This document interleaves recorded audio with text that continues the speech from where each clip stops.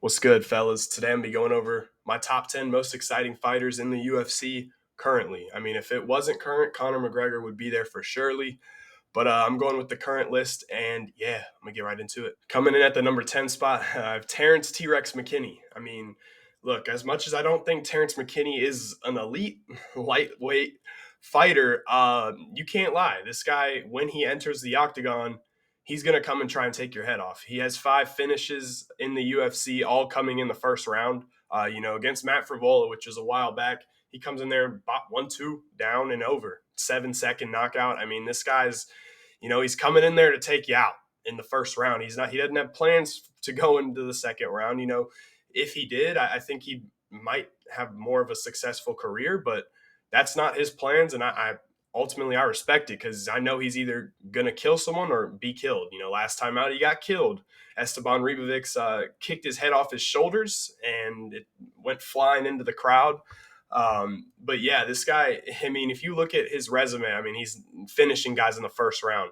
And if he's getting finished, it's likely in the second round or in the first round. He's not coming out here to point fight and, fuck around in the octagon. He's coming out here to take your head off. And I have a lot of respect. And honestly, it's really exciting to watch. So I have him coming in at number 10. Coming in at the number 9 spot, I have Michel Pereira. I mean, what needs to be said about Michel Pereira? He's obviously a very exciting fighter, and if it weren't due to his welterweight fights, I definitely have him, in the top five. I mean, his run at middleweight has been extremely entertaining. I mean, this guy's completely come out here and just finishes everyone and fucking cartwheels and does gymnastics. He's given a little sideshow of gymnastics. He's backflipping over people and he's dangerous as shit too. Like he's not. I mean, I can't say the same for him about McKinney. I know McKinney's coming out there to fucking finish you immediately. I don't like Pereira. I do think he's intends to do that, but like he like does backflips and shit. And I think his game plan is to fuck around and do backflips. But he's so entertaining. I mean, every time this guy gets in the octagon, you're in for something crazy. Even at the higher levels, it seems like he doesn't really give a fuck, and he's still doing it. Um, but yeah, he's got big power in his hands as well. I mean, a great ground game. He's looking dangerous at middleweight. I'm gonna be the first to tell you he hasn't fought the best people at middleweight. Andre Petrovsky, Mikhail Zaitchuk, and Ihor Poteria. I mean, it's not great, but the way that he's finishing these guys all in the first round, every single one of those have been first round finishes, and he's coming in there and backflipping and cartwheeling and choking people out cold and knocking people out. It's very entertaining to watch.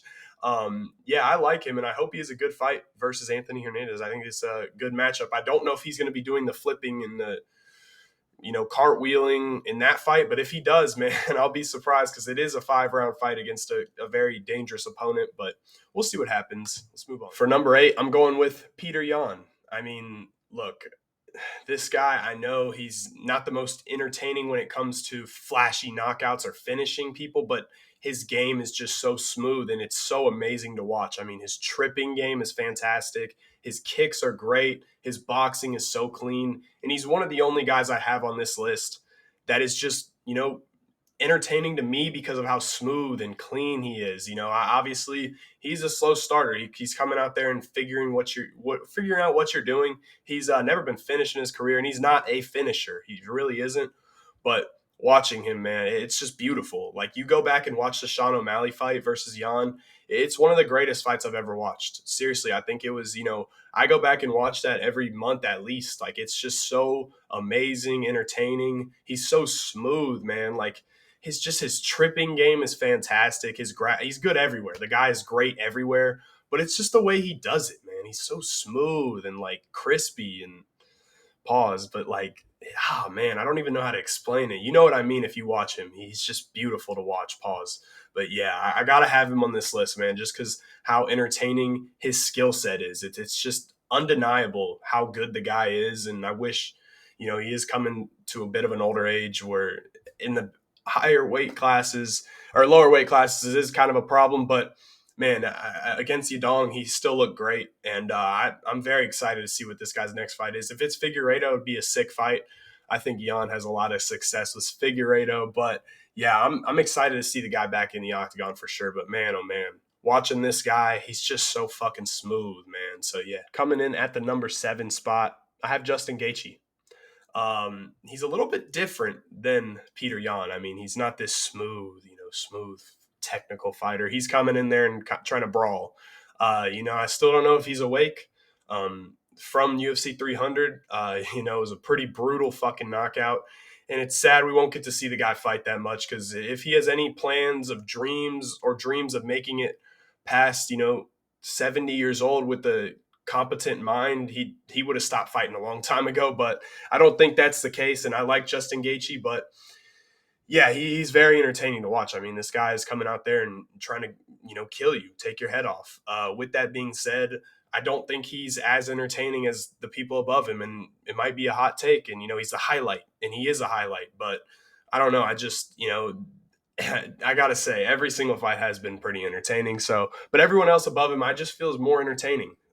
Yeah, I think Justin Gaethje, when he comes back, is going to be the same guy and come out there and try to take your head off. He's not setting up shots and, slipping shots. He's just going to eat them. And he's a very durable, tough guy and extremely, extremely fun to watch.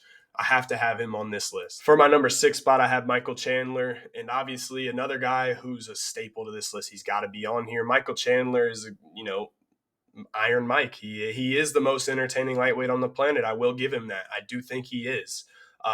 He's very strong and durable. And unlike Gaethje, I think Gaethje's a little bit more technical, which makes him not as fun to watch for me, because Gaethje still isn't technical to me, but Chandler doesn't give a fuck. He swings for the fences every time. He'll take you down, and that pistol squat that he did versus Poirier was just fucking ridiculous. I mean, like a front kick to the face. Like, it's just weird shit that Michael Chandler does, but he's very fun to watch, and I have to have him on this list. For my number 5 spot, I got Steve Garcia, man. It might be a little bit of a hot take, I guess. I don't think it is at all. If you want to go watch some tape, it'll probably take you about 20 minutes to watch every fight he had in the UFC. I mean, this guy is coming out here to knock you out. And the difference between him and McKinney, or him and anyone else on this list below him, I just feel like there's different intent. Like, Steve Garcia is mean. Like, he's a mean motherfucker. Like, I don't even know how to explain it, but if you watch him, bro, he's like coming forward the whole fucking time, and it's different than these other guys. Like, I feel like he's throwing every fucking last ounce of his body at you. Like, he is just mean as fuck and just coming forward no matter what. I mean, I would recommend you go watch the Chase Hooper fight. It was just a fucking a murder. He murdered Chase Hooper, just beat the fucking shit out of him. And I believe he's on a four fight first round finish. Or no, he's at a second round finish against Melquiz Alcosta. But look, I think this guy is so fun to watch, because he just looks so mean in there, man. He's not, and he is the way he stalks you down, man. He's not willing to dance around and kick around, which I have a lot of respect for that style as well. But it's just, this guy's so fun to watch to me. I think he has to be here, and he's, getting an opportunity versus Kyle Nelson. He might be ranked after this fight if he can win, but it's going to be a banger, and it'll go under rounds more than likely, because this guy's not coming out here to just fuck around. I don't know how to explain it, man. He's just fucking so fun to watch. I'm so excited to see him fight again. And yeah, number 5, I have Steve Garcia. For number 4, I got Diego Lopez. Diego Lopez is a bit of a new guy, but another guy who I don't think his striking is great, but he's coming out there to finish you, man. And when it comes, he's one of the only guys I have on here that's very, active in his guard and very good on the feet, and like very coming forward on the feet. I think he's got to be here, man. He's going to come forward and exchange on the feet. And if someone takes him down, he's very quick to get in submission opportunities and throw up a submission. He's not going to waste any time. He's going to do it immediately, and he's very elite at that. I think that's his best trait. Yeah, he's fun as shit to watch, man. Another guy, everybody on this list is a guy that is going to come in here and try to finish the fight early. He's not looking to stick around. And Diego Lopez, he throws hard in his combinations, and I think that's why he gasses out a little bit. Obviously versus Ige, he didn't get the finish, I don't believe. But Ige's a tough motherfucker, and he, ate everything that Diego Lopez had. And Diego Lopez is going to come forward, and he's very active in his guard, powerful as fuck, very big featherweight too, man. This guy could easily be a lightweight and still be a massive lightweight. He's huge and he's fun to watch and a fun fighter. And I think the Ortega fight's going to be a sick fight, and I'm very excited for that as well. So yeah, coming in at number 3, I got Alex Pereira. There's not much to say about Alex Pereira. Obviously, he's a very technical striker, but he makes it fun because of how accurate and how powerful the guy is. I mean, look, if you can find me a clip where Alex Pereira in the UFC has missed with the left hook, I'd be surprised. I've watched a lot of his fights, man. He rarely misses with that. I mean, it's so accurate and he is so technical and fun to watch. I've come around on Alex a lot. I really didn't think, especially from his middleweight days, moving up to light heavyweight, I didn't think he was that good, and I really thought Jamal Hill would have a lot of success versus him, and that wasn't the case. Even though I do think Jamal was having early success, and it looked to be a good fight, and Herb Dean kind of fucked up the fight. But look, I've come around to Alex Pereira. He's technical, so accurate, and just intimidating too. A word I haven't been using as much. He's intimidating, man. I think he's very intimidating. Obviously, I mean, the guy is a fucking monster of a human, massive hands, and a dangerous, powerful striker, and very fun to watch. I'm not too excited about the Khalil Roundtree fight. In terms of my expectations, I don't really have any for Khalil Roundtree. I think he's going to get smoked. And I do think there's a possibility of a boring fight with that fight because of the way Khalil Roundtree will approach it. Obviously, Khalil Roundtree, I've seen clips of Twitter going around about his striking, about how he looked against Eric Anders. Eric Anders, people were praising that clip, and I'm like, dude, put Alex Pereira in front of Eric Anders, and oh my gosh. But yeah, Khalil Roundtree ain't going to come out there and strike like that. I think he's going to be super patient and super. I don't know. He's not going to do anything. He has no chance to win that fight. So yeah, I just think that won't be an option for him to come out there and try and knock him out. It's not an option for Khalil. But anyways, Alex got to be here. Technical, accurate, intimidating as shit. And yeah, coming in at the number 2 spot, I got Yuri Prohaska. Yuri, a staple to this list, man. This guy, every single time he's coming out there to finish you or be finished. Obviously things haven't gone his way recently. He got fucking smoked by Pereira and just killed. I mean, that fight wasn't even close. It didn't even look competitive. And that worries me for Yuri moving into the future. I mean, he and against Rakic, he didn't look great at all either until that second, win came about. But that second win was entertaining, man, because this guy will never quit and never give up unless it's someone, not unless you're in front of Alex, because obviously that guy hits different. I mean, you look at how tough Yuri is and how many shots he was eating from Rakic, and you see Jamal Hill, how tough Jamal Hill is, and he's never been rocked. Alex finishes both of them. I mean, it's ridiculous, crazy. But anyways, Yuri, obviously he's got to be here, man. He's so fun to watch. His funky style, man. He's always coming forward, and he'll kind of taunt in the octagon, and an intimidating motherfucker himself. I wouldn't say he's as intimidating as Alex, but he throws a lot more volume than Alex, and I think due to that, he's very entertaining, and I love watching Yuri fight. He's obviously one of my favorite fighters. I mean, I feel like he's a lot of people's favorite fighters. This guy's coming forward the whole fight and eating shots and giving shots out, and he's a very powerful guy himself. Just things haven't gone his way, but I'll never be disappointed or bored about hearing or watching a Yuri fight. Never. So, yeah, I love this guy, and I very excited to see him return and see what he wants to do. I don't hope he goes to middleweight, but I save that for another video. And yeah, let's move on. Coming in at number 1, I have Dricus du Plessis.